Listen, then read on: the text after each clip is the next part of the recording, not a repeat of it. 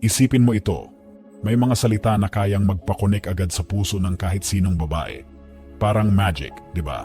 Parang simpleng salita lang, pero bigla siyang magkaka-interes.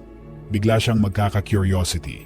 At bigla niyang mararamdaman na iba ka sa lahat ng lalaki na nakilala niya. Pero teka lang, hindi ito yung mga baduy na pick-up lines na kadalasang cringe pakinggan. Ang totoo, malakas ang epekto ng tamang salita. Kapag nasabi mo ang tamang salita sa tamang oras at tamang paraan, kaya nitong buksan ang emosyon ng isang babae. Kaya nitong bumuo ng tiwala at gumawa ng koneksyon na hindi niya basta-basta makakalimutan. Hindi mo kailangan maging sobrang smooth. Hindi mo rin kailangan gumastos ng malaki o magkunwaring ibang tao. Sa tamang salita at tamang energy, ikaw mismo ang magiging irresistible. Ngayong araw, ibabahagi ko sa iyo ang 6 na sekreto. 6 na simpleng parirala na kapag ginamit mo ng maayos, sobrang makakatulong para makabuo ka ng malakas na koneksyon sa babae.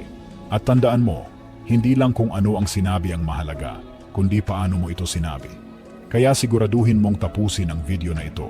Dahil, yung huling phrase na ibabahagi ko, konti lang ang lalaking may lakas ng loob gamitin. Pero kapag nagawa mo, siguradong ibang level ang dating mo sa kanya. Handa ka na ba? Tara, mag-umpisa na tayo. Phrase number 1. Iba ka talaga. Gusto ko yan. Sa dami ng pwede mong sabihin sa isang babae, ito ang isa sa pinakamabisa. Iba ka talaga. Gusto ko yan. Simple lang pakinggan pero malakas ang dating. Hindi ito basta normal na puri. Hindi siya katulad ng linyang ang ganda mo o ang sexy mo na halos lahat ng babae ay naririnig na araw-araw. Ang linyang ito may halong misteryo, may lalim, may dating. Bakit? Kasi pinaparamdam mo sa kanya na may nakita kang iba sa kanya na baka hindi pa niya narinig mula sa iba. Hindi mo sinabi kung ano yun, kaya mapapaisip siya, ano kaya yung nakita niya? Ano kayang ibig niyang sabihin? At dito nagsisimula ang magic, curiosity. Kapag ang babae naging curious sa'yo, mas lalo siyang magkakaroon ng interest. Mag-iisip siya tungkol sa'yo. Magtatanong siya sa isip niya kung bakit mo yun sinabi. At habang iniisip ka niya, mas dumadagdag ang emotional connection ninyo. Kadalasan kasi, karamihan sa mga lalaki, kapag pumupuri, puro panlabas ang nakikita, ganda, katawan, forma. Pero kapag pinakita mo na may napansin kang mas malalim, na may kakaiba siyang taglay, ibang level talaga ang dating mo sa kanya. Pro tip, pag sinabi mo ang linyang ito, gawin mong natural at totoo. Huwag pilitin, huwag pabebe o scripted ang tunog. Delivery tips, sabihin mo ng may konting ngiti, yung natural lang, hindi pilit. Tumingin ka ng diretso sa mata niya, steady eye contact. Normal lang ang tono ng boses mo. Huwag mong gawing drama, pero siguraduhing ramdam niyang sincere ka. Example situation. Halimbawa, nagkukwento siya ng tungkol sa passion niya. Like mahilig siyang mag-volunteer, mag-paint, o mag-aral ng bagong skill. Dito mo pwede isingit. Alam mo, iba ka talaga. Gusto ko yan. Hindi mo na kailangang i-explain agad. Hayaan mong siya na mismo ang mag-isip kung anong aspeto ng pagkatao niya ang nakita mo. At habang iniisip niya yon, mas lalo kaniyang maaalala. Bonus tip, kung gusto mong mas tumatak, pwede mong dugtungan ng simpleng tanong. Paano mo nakuha yung attitude mo? Sa ganitong paraan, mabubuksan palalo ang usapan ninyo at mas lalalim pa ang connection nyo. Phrase number 2. Gusto ko ng babae na alam ang gusto niya. Isa sa pinakamatibay na linya na pwede mong gamitin ay gusto ko ng babae na alam ang gusto niya. Simple lang, pero malakas ang dating. Bakit? Kasi hindi lang ito basta puri, isa itong hamon.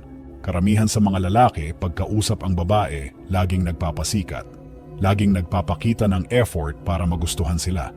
Laging nagbibigay ng generic na compliments tulad ng ang ganda mo o ang bait mo. Pero kapag sinabi mo ang gusto ko ng babae na alam ang gusto niya, iba ang epekto. Bakit gumagana ito? Kasi nagsiset ka ng standard, hindi ikaw ang naghahabol. Hindi mo sinasabing please piliin mo ako. Ang ipinapakita mo ay may sarili kang klase, may sarili kang panlasa. At para mapansin ka, dapat siya ang magpakita na pasado siya sa standards mo. Ang linyang ito rin nagpapakita ng kumpiyansa, clarity, maturity. At aminin natin, sobrang attractive sa babae ang lalaking confident at alam ang gusto niya sa buhay. Paano gamitin? Kapag tinanong ka ng isang babae, anong klase ng babae ang gusto mo? Huwag kang magbigay ng mahaba o generic na sagot. Diretso mong sabihin, gusto ko ng babae na alam ang gusto niya. Makikita mo agad ang shift sa energy. Imbes na ikaw ang naghahabol, siya na ngayon ang mag-iisip. Pasado ba ako sa standard niya? Napapakita ako ba na alam ko talaga ang gusto ko? Pro tip, sabihin ito ng kalmado at confident. Walang yabang, walang pilit. Parang nagkukwento ka lang casually, pero may dating ng respeto sa sarili mo. Example situation. Nag-uusap kayo tungkol sa relationships or life goals. Biglang tinanong ka niya, anong hinahanap mo sa babae? Sagot mo lang, simple lang. Gusto ko ng babae na alam ang gusto niya. Tapos, tahimik ka lang sandali, hayaan mo siyang mag-react. Dahil sa katahimikang iyon, mas lalong aangat ang impact ng sinabi mo. Bonus tip, kung gusto mong dagdagan ng konting playful twist, pwede mong sundan ng ngiti at sabihing, mukhang rare ka. Tingnan natin. Ganito, hindi ka lang nag-set ng standard, nagpasok ka pa ng konting challenge, at gustong-gusto yan ng mga babae. Phrase number 3. Yan ang pinakagusto ko sa'yo. Kung gusto mong bumuo ng mas malalim na koneksyon sa isang babae, itong linya na ito ang isa sa pinaka-epektibo. Yan ang pinakagusto ko sa'yo. Hindi lang ito simpleng papuri. Hindi ito tulad ng normal na ang ganda mo o cute ka, kundi specific at personal. Bakit malakas ang dating nito? Kasi pinaparamdam mo sa kanya na may nakita kang espesyal na bagay sa kanya, hindi lang sa itsura, kundi sa kung sino siya bilang tao.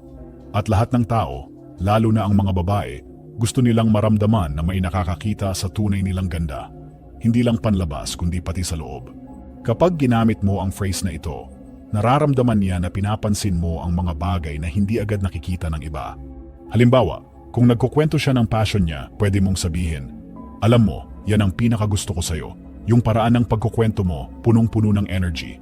O kapag pinakita niya ang pagiging maalaga niya, pwede mong banggitin, yan ang pinakagusto ko sa'yo. Yung malasakit mo sa mga tao sa paligid mo.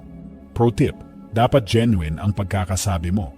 Hindi peke, hindi scripted. Sabihin mo kapag tunay mong na-appreciate ang isang bagay sa kanya. Gumamit ng relaxed na boses at konting warm smile habang sinasabi mo. Timing is everything. Gamitin mo ang linyang ito sa tamang moment. Huwag basta bigla na lang banat sa wala. Mas maganda itong gamitin habang nasa kalagitnaan kayo ng meaningful conversation. Halimbawa, habang nagkwekwento siya ng childhood dreams niya, or struggles niya, or mga pangarap niya, doon mo biglang ipasok, yan ang pinakagusto ko sa'yo. Magic niyan, pag ginawa mo ito ng tama, mararamdaman niyang special siya sa'yo. At hindi lang siya basta babae na gusto mong ligawan. Isa siyang tao na tunay mong hinahangaan. Bonus tip, kapag nakita mong ngumiti siya o kinilig pagkatapos mong sabihin ito, huwag mong burahin ang moment. Hayaan mong mag-sink in sa kanya yung feeling. Doon lalalim ang emotional impact mo sa kanya. Phrase number 4. Feeling ko hindi ka pa ready para sa akin. Dito na tayo sa part na medyo exciting. Ang linyang ito, feeling ko hindi ka pa ready para sa akin. Sobrang lakas ng tama kapag tama ang pagkakagamit mo. Bakit malakas ito? Dahil tinatamaan niya ang dalawang malalakas na psychological trigger, fear of loss, takot na may mawala, scarcity effect, yung mga bihira, mas pinahahalagahan. Kapag sinabi mo ito, hindi ka sumusuyo. Hindi ka nagpaparinig na gusto mong ligawan siya. Ang pinaparamdam mo ay, hindi basta-basta makukuha ang atensyon ko. At dahil dito, bigla niyang maiisip, bakit niya nasabing hindi pa ako ready? Ano bang meron sa kanya na feeling niya kailangan ko pang paghandaan? Dito nagsisimula ang curiosity at challenge, dalawang bagay na natural na nakaka-attract sa babae. Paano gamitin? Importante ang tono at timing. Tone. Playful at confident. Parang nagbibiro pero may konting seryoso. Delivery. Sabihin ng may konting ngiti. Huwag dead serious para hindi mukhang arrogant. Example situation. Kunwari naglolokohan kayo tapos may sinabi siyang confident. Tulad ng, madali akong kausap, mabilis akong makasundo. Doon mo biglang sagutin ng, baka hindi ka pa ready para sa akin, sabay smirk. Boom, instant spark. Ginawa mong light challenge ang usapan, hindi pressure. Na-flip mo yung dynamic. Imbes na ikaw ang naghahabol, ikaw ngayon ang naglalagay ng standard. Pro tip, pagkatapos mong bitawan ang linyang ito, huwag mong agad ipaliwanag. Hayaan mong siya ang magtanong o mag-react. Kapag tinanong ka niya, pwede mong sagutin ng playful ulit. Secret, baka someday malaman mo. Bonus tip, ang susi dito ay huwag ka magpapanik sa katahimikan. Kahit tumahimik kayo sandali pagkatapos mong sabihin ito, okay lang. Mas nakakabuo pa nga ito ng tension. attention na may kilig ang isa sa pinaka-powerful na tool sa attraction. Phrase number 5. Hindi ko sure kung kaya mo akong i-handle. Kung gusto mong panatilihing masaya at exciting ang usapan, itong linya na ito ang dapat mong gamitin. Hindi ko sure kung kaya mo akong i-handle. Bakit malakas ito? Kasi may halong confidence at playfulness. Hindi mo siya direktang pinupuri, pero pinapalabas mo na ikaw ang challenge, hindi siya. At alam mo naman, gusto ng mga babae ang konting hamon. Pag narinig niya ito, mapapaisip siya, anong meron sa kanya? Bakit hindi ko siya kaya? At dahil dito, naiintriga siya. Mas lalo siyang naiengganyo na kilalanin ka pa. Paano gamitin? Tone. Dapat light at playful. Parang nagbibiro pero may dating. Delivery. Sabihin ng may konting smirk o tuksong ngiti. Hindi ito sinasabi ng seryoso na parang nagyayabang. Dapat parang kulit lang, pero may pahiwatig na confident ka sa sarili mo. Example situation. Kunwari nagtutuksuhan kayo at sinabi niya, makulit ako minsan baka hindi mo kayanin. Pwede mong sagutin agad ng, hindi ko nga sure kung kaya mo akong i-handle. Sabay pilyong ngiti. Bigla mong na-flip ang dynamic. Hindi ikaw ang umaabot sa kanya, siya ngayon ang kailangang magpakitang kaya kanya. Pro tip, pag sinabi mo ito, huwag mong madaliin. Hayaan mong tumawa siya, mag-react o magbiro pabalik. Doon mo makikita na nag-e-enjoy siya at mas lalo kang pinapansin. Bonus tip, pwede mo rin sundan ng playful challenge. Hindi madali i-handle ang isang katulad ko, pero baka ikaw na nga. Ganito, binibigyan mo siya ng maliit na hint na may chance siya, pero hindi guaranteed, kaya mas lalo siyang na-e-excite. Phrase number 6, hindi ako ganun kadali. Ito na ang ultimate power move na madalas hindi ginagamit ng karamihan sa lalaki. Hindi ako ganun kadali. Bakit malakas ito? Karamihan sa mga lalaki, kapag may babaeng gusto nila, lahat na lang ginagawa. Laging available, laging oo ng oo, laging nag-a-adjust. Ang problema, kapag sobrang dali mong makuha, nawawala ang halaga mo. Wala nang thrill, wala nang challenge. Pero kapag sinabi mong hindi ako ganun kadali, pinaparamdam mo na may halaga ka. Na hindi ka basta-basta bumibigay kahit pagaano siya kaganda o ka-charming. At sa totoo lang, mas na-e-excite ang babae kapag alam nilang hindi sila agad-agad makakapasok sa mundo mo. Paano gamitin? Tone. Playful pa rin pero may konting seryoso. Delivery. Sabihin ng may konting ngiti, parang nagpapatawa pero may hint ng katotohanan. Example situation. Kunwari, nagtutuksuhan kayo at sinabihan kanya ng, sige na nga, ligawan mo na ako, sabay tawa. Pwede mong sagutin, hindi ako ganun kadali. Sabay kindat o smirk. Boom! Biglang siya ang mapapaisip. Ano kaya ang kailangan kong gawin para mapansin pa niya ako? Pro tip, huwag kang mag-explain ng mahaba pagkatapos mong sabihin ito. Iwanan mo siyang nakangiti o nagtatanong. Mystery ang isa sa pinakamalakas mong kaibigan sa ganitong setup. Bonus tip, kapag tinanong kanya, ganon, anong kailangan para makuha ka? Pwede mong sagutin ng malandi pero classy. Secret, baka isang araw malaman mo, sabay ngiti. Ganito, hindi mo lang pinapakita na may standards ka.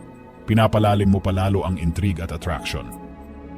Ayan, kumpleto na ang 6 na powerful na phrases na pwede mong gamitin para makabuo ng mas malalim na koneksyon sa mga babae. Pero tandaan mo hindi lang basta kung ano ang sinasabi mo, kundi paano mo ito sinasabi. Importante ang confidence, playfulness. At higit sa lahat, genuine energy mo habang kausap mo siya. Huwag mong pilitin maging ibang tao. Dapat ikaw pa rin, relaxed, confident, at totoo. Dahil kahit gaano pa kaganda ang mga linyang ito, kung pilit o scripted ang dating mo, mararamdaman pa rin nila yon. Kaya practicein mo, damhin mo, at gawing natural part ng personality mo. At kung feeling mo nakatulong sa'yo ang video na ito, huwag mong kalimutang mag-like, mag-subscribe,